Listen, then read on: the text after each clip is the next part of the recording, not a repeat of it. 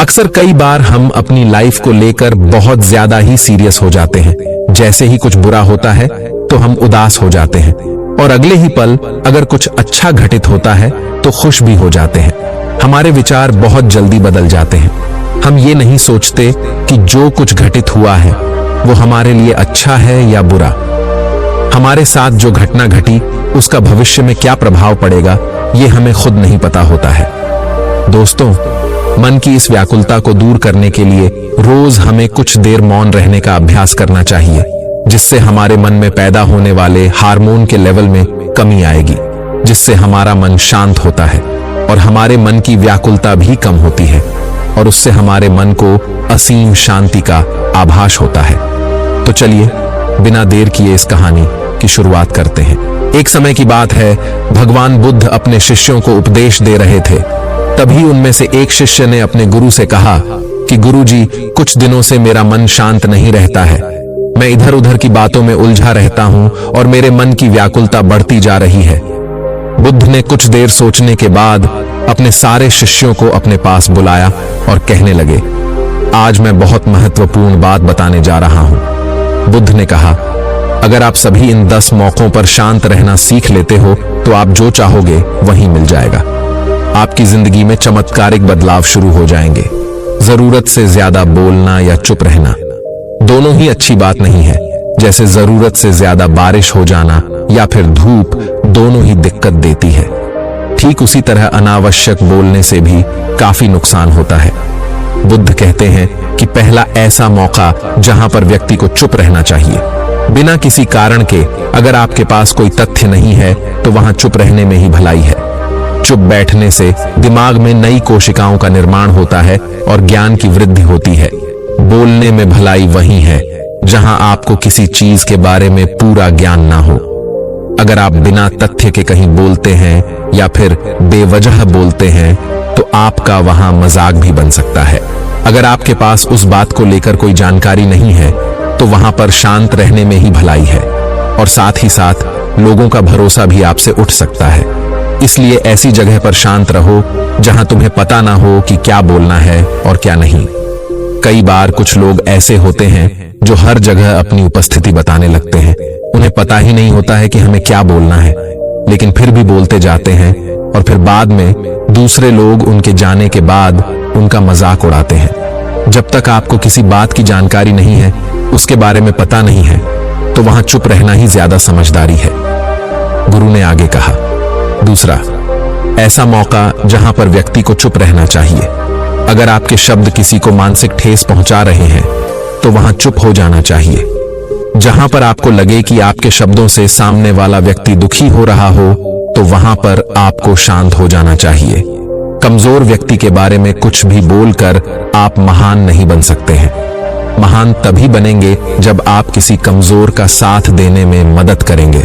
कई बार ऐसा होता है, कुछ लोग अपने से छोटे व्यक्ति को भला बुरा कहते रहते हैं और सामने वाला इंसान तो पद में आपसे छोटा है या फिर आपसे कमजोर है। आपको कुछ नहीं बोलेगा, लेकिन आप उसकी नजरों में गिरते चले जाएंगे। हो सकता है कि कल वह आपसे पद में बड़ा हो जाएगा। तो आज जो रवैया आपका उसके साथ है, आने वाले समय में वो भी आपके साथ वही करेगा। आप किसी को नीचा दिखाकर बड़ा नहीं बन सकते हैं। अगर बड़ा बनना है तो अपने से छोटे लोगों की इज्जत भी करना सीखें और उनका सम्मान करें। साथ ही साथ बड़े लोगों का भी सम्मान करना चाहिए। कुछ लोगों को लगता है कि अगर वह अकड़कर बोलेंगे और सामने वाले को नीचे गिराने की कोशिश करेंगे तो वो बड़े बन जाएंगे। तो ये उनकी सबसे बड़ी भूल है। बड़े होने की बजाय आप उनकी नजरों में गिरते चले जाएंगे। गुरु ने आगे कहा, इसीलिए शिष्यों, तुम सब भी आदर भाव से बोलना ताकि तुम्हारी बात लोगों को अच्छी लगे। वो कोई भी हो सकता है, जैसे भाई बहन, माता पिता, मित्र इत्यादि संबोधन शब्दों का इस्तेमाल जरूर करना।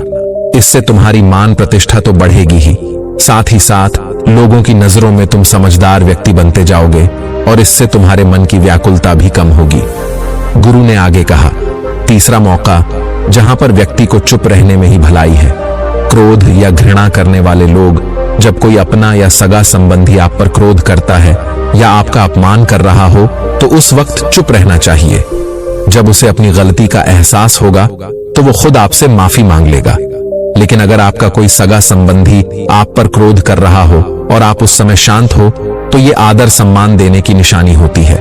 इससे ना कोई छोटा होता है और ना ही बड़ा।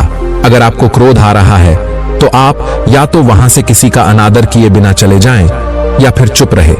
क्रोध करने से आपके रिश्ते खराब होंगे। क्रोध करने से हमेशा क्रोध करने वाले व्यक्ति के साथ हमेशा बुरा होता है।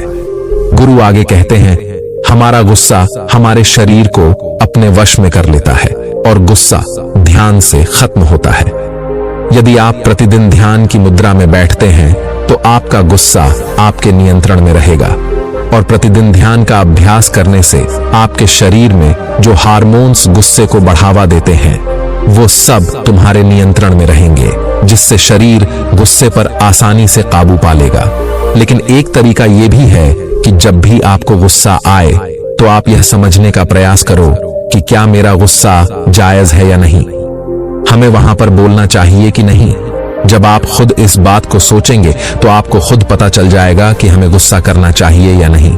फिर भी अगर आपको गुस्सा आ रहा है तो आप वहां से हटने का प्रयास करें। वहां से दूर चले जाना धीरे धीरे समय के साथ आपका दिमाग शांत हो जाएगा, गुरु ने कहा।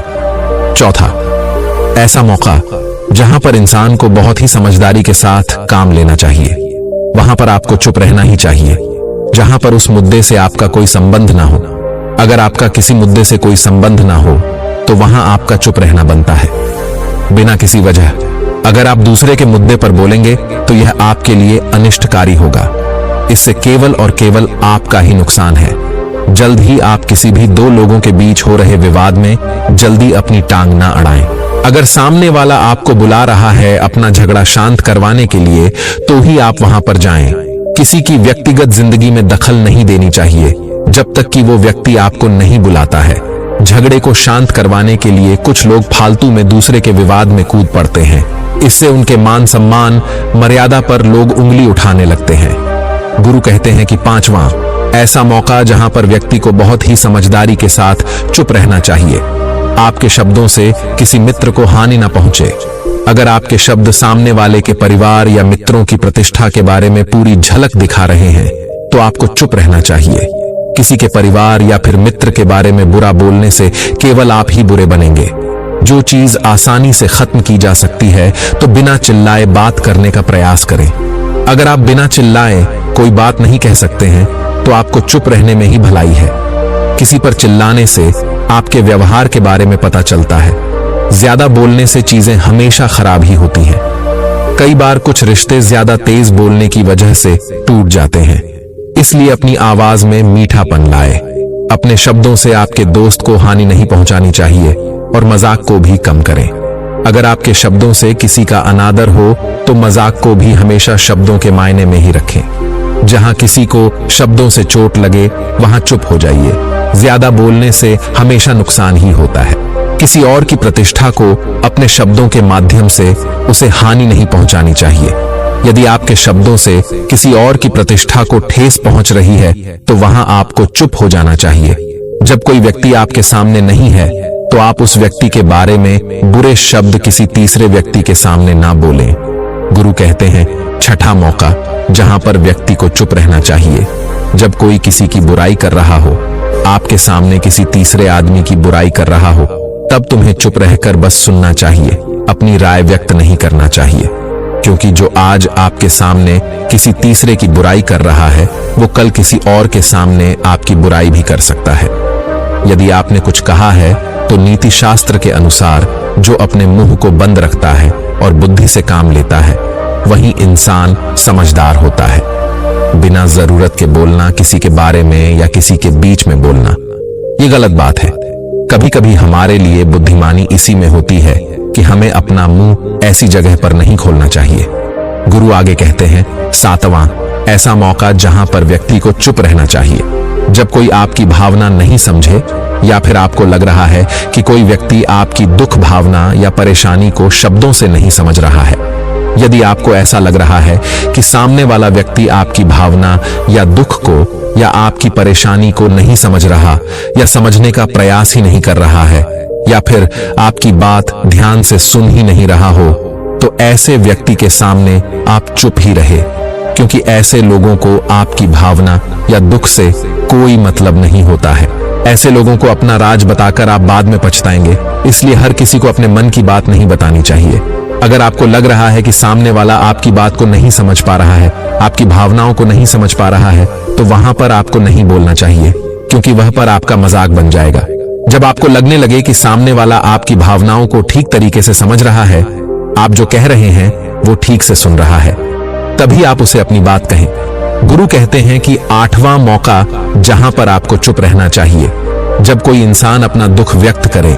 यदि कोई इंसान अपने दुख या परेशानी को आपको बता रहा है, तो इसका मतलब यह है कि वह आपको अपना समझ रहा है। ऐसे में तुरंत ही उसे समाधान बताने के बजाय चुप रहकर उसके दुख या समस्या को सुने। उसके दुख या समस्या को किसी और को न बताएं। वो इसलिए नहीं बता रहा है कि उसकी समस्याओं का समाधान कर देंगे, बल्कि इसीलिए भी बता रहा है कि सामने वाला उसकी बात को समझ रहा है। कई बार बताने से दुख कम हो जाते हैं। आपको अपना दुख इसलिए बता रहा होगा कि उसे लग रहा है कि आप उसकी बात को समझ रहे हैं। दुख बांटने से कम हो जाता है। इसलिए जब कोई व्यक्ति अपना दुख आपसे व्यक्त करे, तो आप उसकी बात को बहुत ही ध्यान से सुने, ताकि उसके दुख कम हो जाए, उसके मन का बोझ हल्का हो जाए।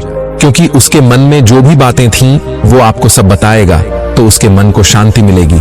गुरु आगे कहते हैं, 9वीं जगह जहां पर आपको चुप रहना चाहिए, जहां पर दुष्ट प्रकृति के लोग रह रहे हो और गाली गलौज कर रहे हो, तो आप वहां पर मत जाइए। ऐसी जगहों से आप चुपचाप निकल जाएं, क्योंकि जिसकी जबान खराब होती है, जो दुष्ट प्रकृति के लोग होते हैं, उनको आप ऐसे समय में नहीं समझा सकते हैं जब उनका दिमाग पूरी तरह से शांत हो जाए, तभी वो आपकी बात सुनेंगे।